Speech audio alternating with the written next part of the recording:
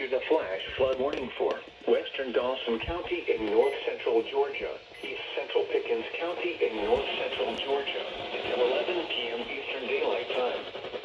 At 5:01 p.m. Eastern Daylight Time, Doppler radar indicated thunderstorms producing heavy rain across the warned area. Up to 2.5 inches of rain have already fallen. Flash flooding is expected to begin shortly. Some locations that will experience flooding include Amicalola Falls State Park, Juneau and Fawcett Lake. Turn around. Don't drown when encountering flooded roads.